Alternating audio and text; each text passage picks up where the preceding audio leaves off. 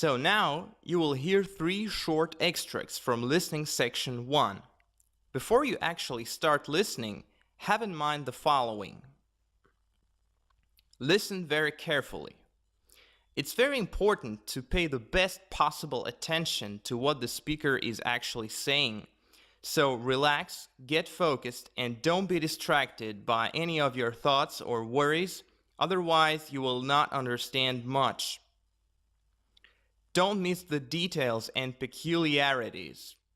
Even though you do need to catch the general idea of what you're hearing, often IELTS recordings for listening can be quite tricky.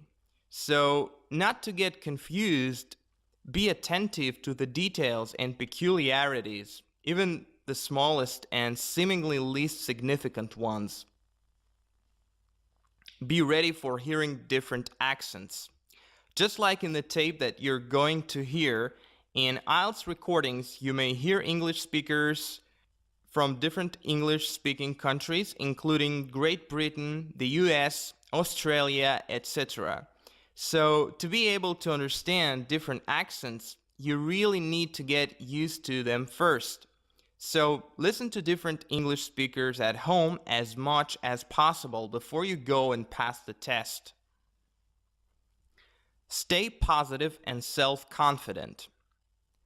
Like it's already been said in the beginning, you'll be allowed to hear the recording only once. So, of course, there's always a risk for you to miss something or not to understand something correctly or completely. Just don't get upset. It doesn't necessarily happen because of a candidate's low English level. Your level might be okay, and there obviously might be more other reasons for that, so don't ever show your discouragement to the examiner. Rather, stay positive and do your best. Use your intuition. In case when your knowledge or memory are no longer there to help you out, and that may well sometimes happen, don't forget about the non-intellectual side of yours. It's better to choose some option or give some answer than just not to do anything. So use your intuition and try to feel the correct answer in case when nothing else helps. So now, please hear 3 short extracts from listening section 1. You need to listen to the speakers carefully and then make some short descriptions of their personalities and also write down what information they want to get. Recording 8. 1. Good morning. Harrison's Travel Agency. How can I help you? Oh, good morning. I'm thinking of going on a skiing trip. Can you tell me about any good offers on at the moment? 2. Welcome to the York Hotel. Are you checking in? Yes, that's right.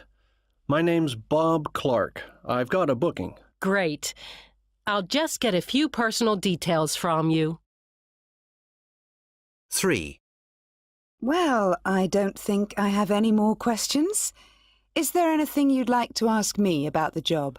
Yes, I was wondering if it involves a lot of travel and what the working hours are. Now you're going to read a text. Before you do that, have in mind the following. Manage your time. Timing is an important part of the reading test. Try to finish each section in less than 20 minutes. First, read the passage just as quickly as possible. Then, study the questions. After that, take some 10 or 12 minutes reading the passage in detail and answering the questions. And finally, use your last 3 or 4 minutes to transfer your answers. Try to catch the point. Surely there might be some words in the text that you don't know. Don't get too focused on them, rather understand the message. Be ready to think of the title for the text given. Sometimes you may be asked a question that focuses on the whole reading passage. This type of question may ask you to choose a suitable title for the passage. And now, start reading the text. And now, take just a few minutes and read this text.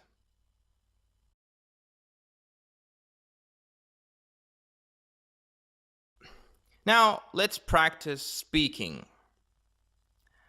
Before you actually start speaking, please have in mind the following. Use your body language. Make good eye contact with the examiner from the moment you enter the room and answer in a polite, open. Use your body language. Make good eye contact with the examiner from the moment you enter the room and answer in a polite, open, and friendly way. Don't be late. Make sure you arrive early for the test so that you're not hurrying and have time to relax. If possible, visit the test center before the day of your test so that you're familiar with where you need to go. Be natural. The speaking test should be a natural conversation between two people. If you try to give a prepared speech, the examiner will interrupt you and ask you a different question. And, of course, use as much vocabulary as possible. In other words, you need to show your speaking skills by not only using some common simple words like good or bad or make, but also by using some more complicated and more refined vocabulary. And now, let's talk about where you live. Study the following questions and answer them.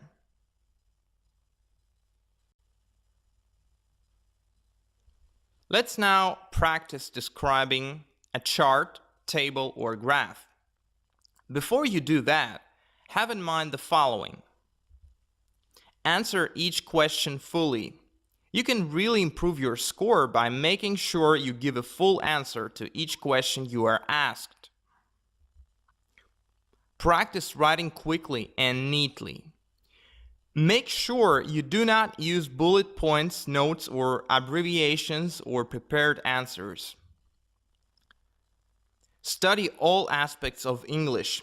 Pay attention to all aspects of the English language, including grammar and vocabulary.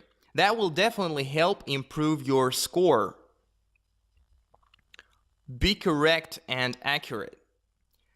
The thing is, you will be assessed on the type of information you write about, as well as the language that you use.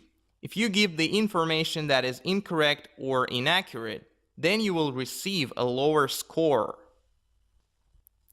And now, you need to describe the chart, the table, and the graph. Start doing that.